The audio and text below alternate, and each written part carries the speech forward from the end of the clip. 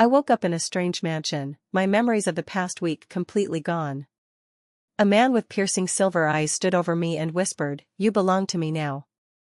My skin chilled as I realized I couldn't move, my body refused to obey me. "Don't be afraid," he murmured, stroking my hair. "You chose this."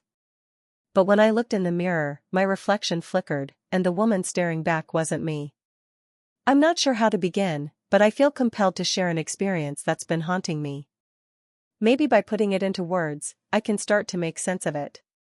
A week ago, I woke up in a place I didn't recognize, a grand bedroom with high ceilings, ornate furnishings, and a massive chandelier. The bed I was in was far more luxurious than my modest one-bedroom apartment in Chicago. Panic set in as I realized I had no memory of the past week. The last thing I clearly remember was grabbing a coffee from my usual spot on Michigan Avenue. As I tried to sit up, I felt an overwhelming weakness. My limbs were heavy, refusing to cooperate. That's when I noticed him, a tall man with piercing silver eyes standing over me. His presence was both calming and terrifying. He leaned in close and whispered, "You belong to me now." A chill ran down my spine. I wanted to scream, to run, but my body wouldn't respond. He gently stroked my hair, saying, "Don't be afraid.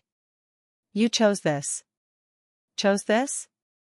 I couldn't recall ever meeting him before, let alone agreeing to whatever this was. Summoning all my strength, I managed to ask, "Where am I? Who are you?" He smiled, but it didn't reach his eyes. "You're in my home, just outside of New Orleans. I'm Alexander." New Orleans? That was miles away from Chicago. How did I get here? Over the next few days, Alexander was attentive, ensuring I had everything I needed. Yet, he avoided answering any of my questions directly. The mansion was vast, with rooms that seemed to go on forever. Despite its beauty, I felt like a prisoner. One evening, I found the strength to explore a bit. I stumbled upon a grand bathroom and caught my reflection in the mirror. My heart nearly stopped. The woman staring back at me looked like me but wasn't me. Her eyes were a shade lighter, her hair styled differently. As I moved, she mirrored me, but there was a slight delay, a flicker, as if she were a glitching image. Terrified, I confronted Alexander. "What's happening to me? Why does my reflection look wrong?" He sighed, leading me to a study filled with ancient books. "There are things in this world beyond normal understanding," he began. "You were chosen to be part of something greater." I demanded answers, but he remained cryptic. That night, I couldn't sleep. I needed to escape. The next morning, I feigned compliance, waiting for an opportunity. When Alexander was occupied, I found a phone and dialed the only number I could remember, my best friend, Sarah. "Hello?" Her familiar voice was a lifeline. "Sarah, it's me." "I don't have time to explain. I'm in New Orleans, in a mansion. Please, find me." She was confused but promised to help. Days passed, and I felt hope slipping away. Then, one evening, I heard a commotion. Sarah had found me, bringing the police with her. Alexander didn't resist. He simply watched as they took me away. Back in Chicago, I underwent medical evaluations. Doctors said I had traces of a substance that could induce memory loss and suggestibility. The mansion was real, owned by Alexander, who was under investigation for similar incidents. I'm home now, but the nightmares persist. Every time I look in the mirror, I fear seeing that unfamiliar reflection. I don't know why I'm sharing this here. Maybe to warn others. Be careful who you trust. Not everything is as it seems. Stay safe. It's been 3 weeks since I got back to Chicago. I should feel safe. I'm back in my apartment. My bed is familiar. The smell of old books and the rattle of the train outside my window still fill the nights. But something's off. I wake up at 3:15 a.m. every single night. Same time. No alarm. No noise. Just wide awake, heart pounding, as if something is about to happen. I thought I was paranoid at first. Trauma, maybe. But then I started seeing her. The woman from the mirror. At first, it was quick flashes. I'd look up while brushing my teeth and see her for a second, eyes too wide, expression wrong, just slightly not me. But now? She lingers. She smiles when I don't. Tilts her head when mine is still. Sometimes I can't tell if it's my reflection anymore. And sometimes, she moves first. I tried covering every mirror in the apartment. That night, my phone lit up on its own. The front-facing camera turned on. Guess who was staring back? I went to a therapist. Told her everything. I didn't mention Alexander or the mansion, not directly. I just said I had gaps in memory and strange dreams. She said it might be dissociative identity disorder, or maybe trauma-induced hallucinations. But here's the thing. My friend Sarah, remember her? She won't talk to me anymore. After the rescue, she was all over me. Brought me groceries. Helped clean the apartment. Sat with me during doctor appointments. Then one day, she just stopped. I texted her. Called her. No answer. Finally, I went to her apartment. She opened the door just a crack. Her eyes were red and puffy. You need to go, she said. What's wrong? I asked. Her hands were shaking. You're not you. That night in New Orleans, when we found you, you looked at me and smiled in a way I've never seen before. And then you whispered something in a language I didn't understand. You didn't blink the whole time. I don't remember any of that, I told her. She started crying. Please just go. Whatever that thing was, whatever you are now, I don't want it near me. I left. But now I'm scared. What did I say to her? What language? Why don't I remember? I started going through my stuff. I found something weird in the lining of my backpack. A key. Old-fashioned, heavy, brass. And a note, folded so tightly it looked like a scrap. It said, break the glass at 3:15. Watch what walks through. I didn't know what glass. A window? A mirror? So I waited. That night at 3:15, I sat in front of the covered bathroom mirror. I removed the sheet slowly. The mirror didn't show me. It showed her. The other me. But she was behind me. I spun around. Nothing. Then I saw the hairline crack on the edge of the mirror. The corner was chipped. I used the key. I hit the mirror. The glass didn't shatter. It rippled. Like water. I reached out. A hand grabbed mine, from inside the mirror. That's when I screamed. My voice didn't sound like mine anymore. And worse? The hand that grabbed mine, it was warm. I ran to the bedroom and slammed the door. I haven't looked in a mirror since. But today, when I came home from the store, there was a mirror on my coffee table. I didn't put it there. I live alone.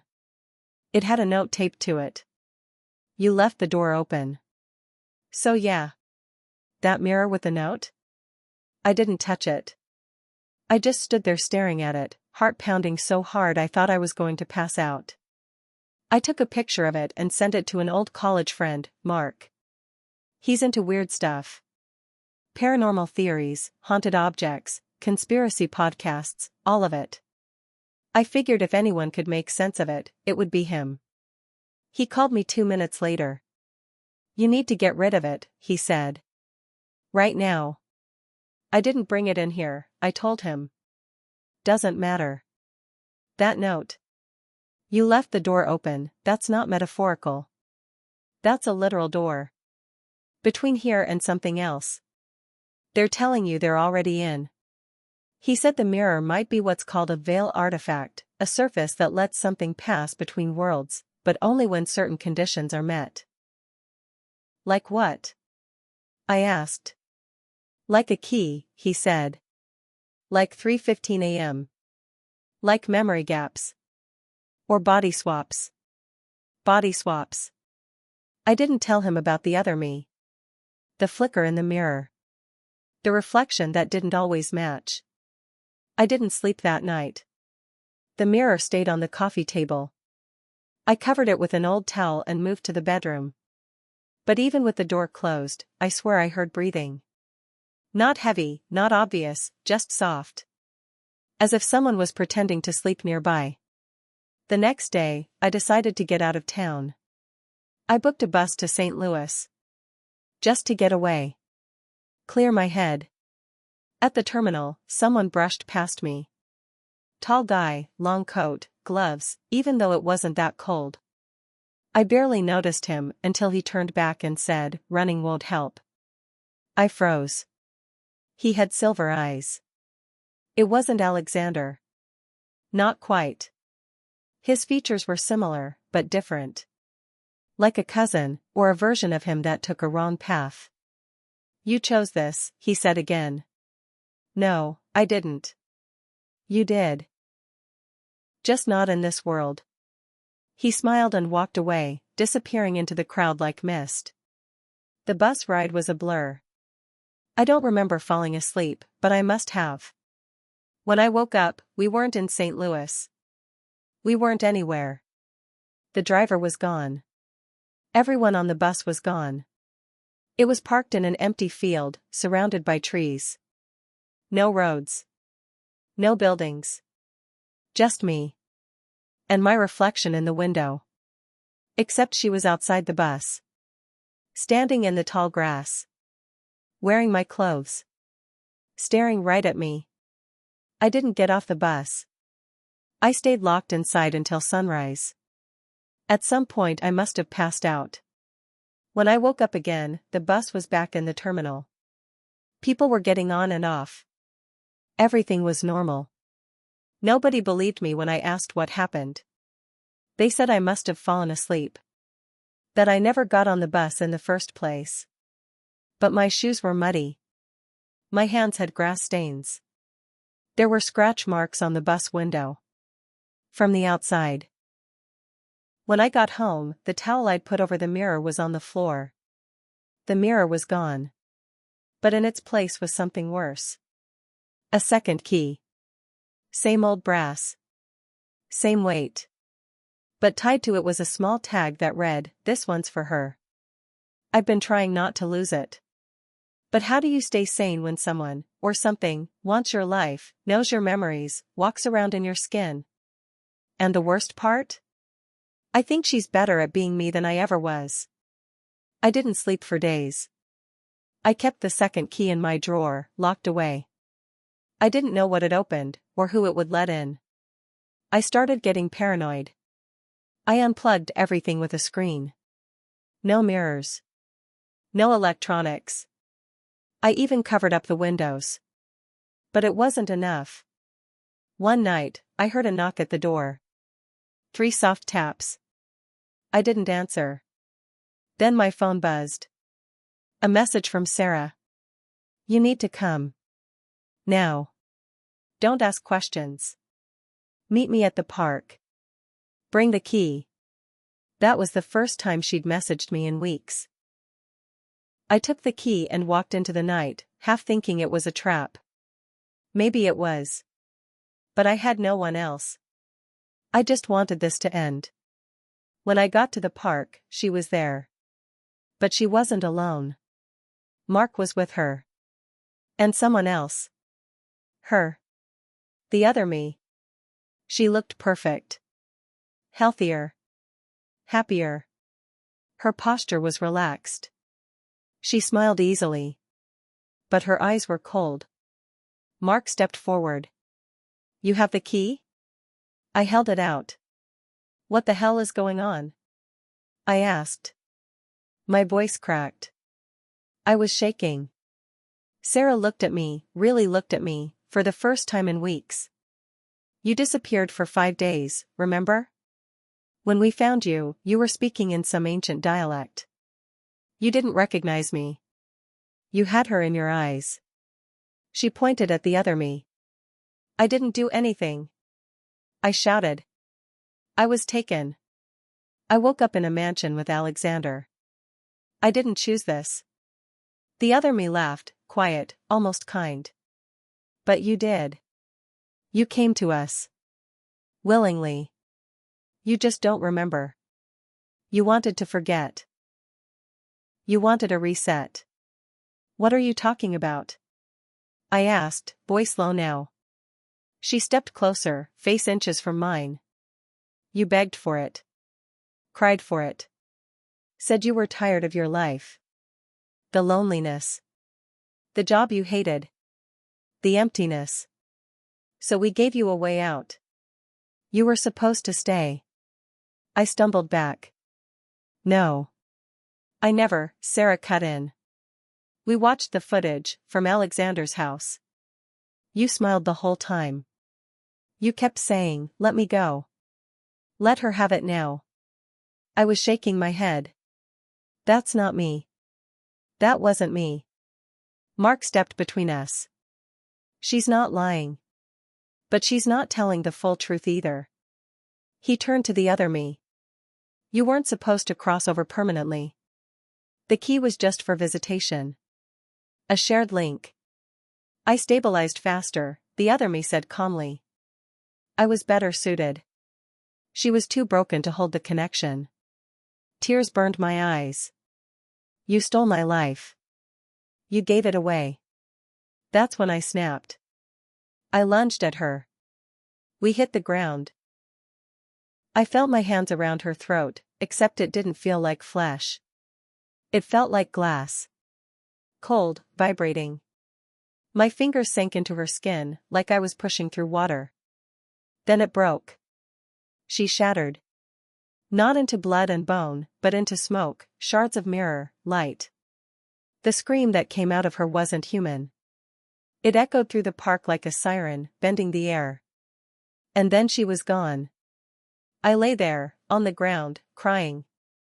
Not just from fear, but from exhaustion, grief, and some twisted sense of relief. Sarah ran to me. She held me like she used to. She smelled like lavender shampoo and comfort. Mark stood a few feet away, staring at the broken pieces. She's gone, he said. I asked, was she ever real? He didn't answer. The next week was quiet. Too quiet. The mirror stayed covered, but the flickers were gone. The knocking stopped. No more waking up at 3:15 a.m. Sarah and I sat on the fire escape one evening.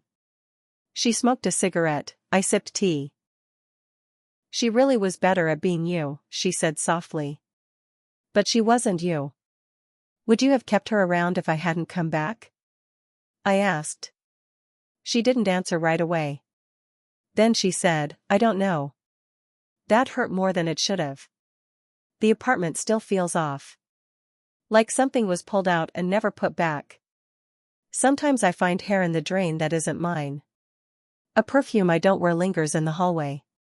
But I try not to think about it. The key sits in a glass jar on the shelf. Sealed. I asked Mark if we should destroy it. He said, maybe. But maybe not. Some doors swing both ways. I've learned a lot through all this. I learned that you can be lonely enough to make dangerous choices. That a better version of you might exist, but it doesn't mean she belongs here. And that sometimes, the worst betrayal is the one you asked for but forgot you wanted. I still don't know if I'm fully me again. But I'm here. And I'm not letting go this time.